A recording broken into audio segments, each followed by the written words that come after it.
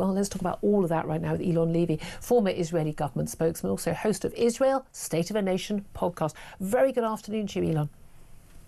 Hello, Julia. Good afternoon. Lovely to speak to you. So, look, this is as positive a day as we could possibly hope for, given where we were on Tuesday, marking the second anniversary of that horrific attack by Hamas on your country, which left 1,200 dead and 251 hostages.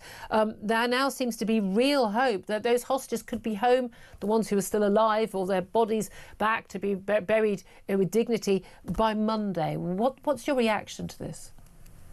The Israelis are breathing a huge sigh of relief that those hostages who were snatched from their beds, snatched from a music festival, ripped away from their families, may finally be coming home after 2 years of being trapped in tunnels under Gaza, chained, cuffed, starved, tortured, abused. They're coming home. This is an incredible breakthrough. Until now, Hamas was holding the hostages as bargaining chips, as leverage to survive the war that they started on October 7th so that they could do it again and again. And President Trump really pulled his weight here and forced Hamas to free the hostages before the end of the war, while the IDF is still in Gaza. And the next stage is going to be negotiating an end of the war that disarms Hamas, demilitarizes Gaza, and de-radicalizes the population. This is a very good day. I mean, that's a long way in the future, though. And you make the point that Hamas has used the hostages as bargaining chips. They know they had hostages before. They've been able to exchange, one hostage, a soldier for 1,000 plus prisoners held in Israeli jails, including, terrorists and murderers. Why would they be so willing to give up the hostages, which are their pretty much only bargaining chip? Why have they done it now? Because lots of people are saying, I mean, the idiots, frankly, the useful idiots are saying, oh, well, Netanyahu could have agreed this deal long before now. But the point is, this wasn't on the table. And of course, Hamas could have given the hostages back any day they wanted, or here's a mad idea, they could have not taken them in the first place. So why now? What's changed? Well, the genius of the Trump plan is it is the first plan that separates the ransom for the hostages from the plan to end the war. Until now, Hamas was demanding it keep the hostages until the war is over. It even wanted to hold on to the bodies to guarantee that it could begin reconstruction. That means rebuilding its tunnels while still holding on to the hostages' bodies. President Trump has now said, no, no, no, no, no. All of the hostages come out first. You're not allowed to keep them, and then we'll negotiate an end of the war. And I think this is happening because of a combination of factors. One, unrelenting Israeli military pressure that has pushed Hamas's leaders back against the wall, at least the surviving leaders, because Israel killed most of the leaders in the Gaza Strip, and American diplomatic pressure that brought Hamas's backers, the countries supporting it, to tell it, game's up. Hamas is now more diplomatically isolated than ever before. Its biggest supporters, Julia, are people on the streets of London right now, and New York and other cities in the West. But internationally, the whole world has rallied against Hamas because of that American leadership to tell it, you have to free the hostages now, and then you're going to have to disarm. It has no supporters who still wanted to govern Gaza the day after the war. It is fascinating to see, we've spoken about it on the show earlier, the reaction on many of the mainstream broadcasters here in the UK, including the BBC, ITV and Sky. Are they in mourning? Well, that's the thing. You'd think people would be more jubilant and more happy. And again, all the supposedly pro-Palestinian people who desperately care about babies in Gaza. I'm waiting for all their celebratory messages on X, but none seem to be forthcoming. But there seems to be a very sort of grudging response to this deal. And I know that if Obama had agreed this deal, got to this far, if President Biden had done it, they would be whooping and praising, the ground they walked on for their diplomatic brilliance. Donald Trump, whatever his motives, does he want a peace prize? Does he just want people to talk about him? I really don't care. As someone said yesterday, you can give him the Nobel Peace Prize, you can give him the prize for physics. If he can do this deal, who cares? But it is fascinating how many people don't like this deal because it's Donald Trump's deal.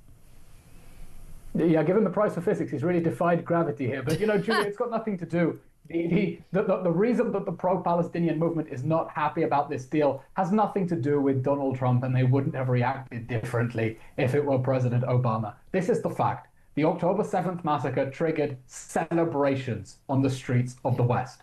The movement marching through London, calling for intifada, calling from the river to the sea, is not a peace movement. Yeah. It's a pro-war movement. They just want Hamas to win that war because they share the goal of the destruction of Israel, because they glorify its terrorism, because they see Hamas as freedom fighters who are fighting a noble resistance. That's the truth. That's why they're glum about this agreement. You know who's happy? Israelis are happy that the hostages are coming home and the war may be about to end. Yeah. You know who's happy? Palestinians in Gaza whose lives have been hell for the last 2 years. You know who's really upset? The radical cosplaying protesters on the streets of London who have no skin in the game, yeah, but are using this as an outlet to express their rage at the West and at Jews and are baying for blood. They're not happy that the war is over. Well, I say, screw them. Oh, absolutely. I mean, this is a fascinating thing, though, is, they claim all these marches, you said, first one organised while people were still being, raped and murdered and burnt alive with their children in the kibbutz. I mean, it's just extraordinary. On the day, on October the 7th, 2023, oh, could we have a march for Gaza? I mean, before an IDF soldier had even, been called in to start tackling this war on their border. But they claim they're pro-Palestine. They're not. They are anti-Israel, anti-Jew. But they are also, and you touched on that in your answer, anti-West, aren't they? This is a movement that is not just globalising the Intifada. It's kind of globalising hatred of the West and of Western civilization and Western values. And ironically, those values and freedoms in our democracies that give them the ability and the right to protest on our streets, I'd say going further than the law actually allows in terms of their hatred and vile claims and the intimidation of people. But they don't understand that what they're calling for is the end of something that gives them the freedoms to even call for its end. Oh, no, I think they understand that. These lunatic lefty protesters not only hate the West, they hate humanity, they hate decency. They have openly taken the side of a terrorist army that perpetrated the most barbaric and sadistic atrocities and the worst terror attack of the 21st century because they share its goal, because they want the destruction of the state of Israel, because they're animated by the same ancient hatred of Jews, and because they hate the West as well. They hate Britain. Julia, if you go to any of the pro-Israel marches in London, you will see they are extremely peaceful and civil, and people are flying Israeli flags, British flags, Iranian dissident flags as well. You go to the pro-Palestinian protests and what do you see? Palestinian flags and Irish flags. And I think that explains the whole difference. But also, you don't have people spouting abuse. And by the way, people aren't wearing masks to hide their identity as well. Let's talk about what happens next. OK, let's just keep everything crossed. And I'm hoping, you and I will have both spoken to so many of the hostage families. And it's just heartbreaking. And this week, to have spoken on the day of October the 7th to the mother of one of the hostages. They don't even know whether he's alive or dead. And he was taken at 18. My daughter's 18. The idea I wouldn't know for 2 years whether she was starved and tortured in a tunnel underground or whether she was in a coffin. But on Monday she will hopefully find out, and it will be good news. We just have to pray for these people. But let's say all that happens. What does happen next? Because peace talks, peace deals, moving forward, it all relies on Hamas being a trustworthy organisation.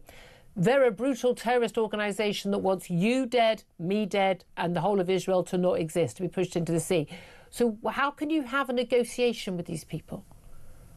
Exactly. Hamas does not want to end this war. It hasn't given up its goal of destroying Israel. It hasn't given up its goal of taking over the Palestinian Authority and waging war against Israel until it is destroyed. What we have now is a ransom deal for the hostages and a process to get to a ceasefire. So here's what happens now.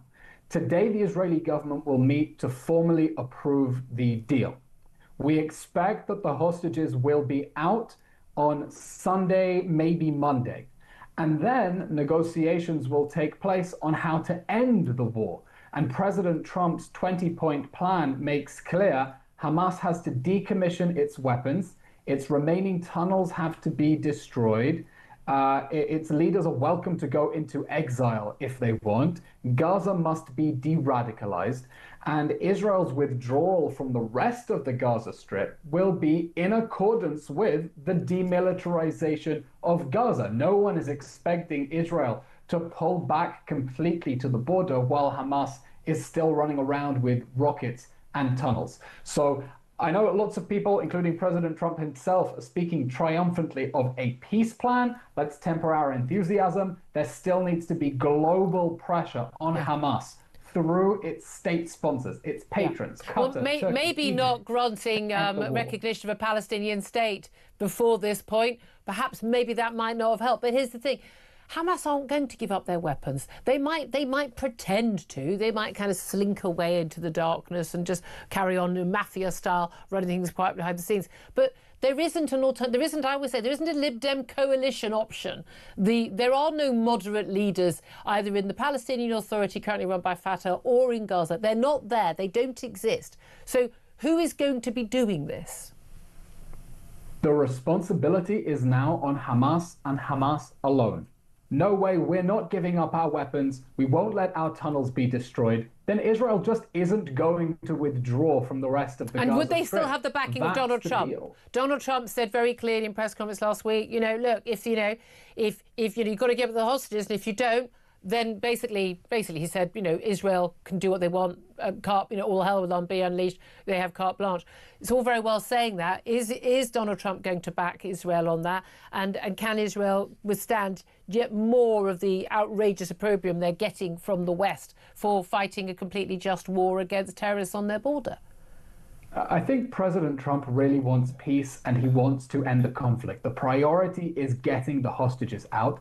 And then the question is, what do you do with the remainder of Hamas territory beyond the line where Israel has withdrawn? And I think the most likely scenario is that Israel basically holds onto that territory until Hamas is willing to give back its weapons. We probably won't go into an all-out war to drive out Hamas, but Hamas is on the back foot.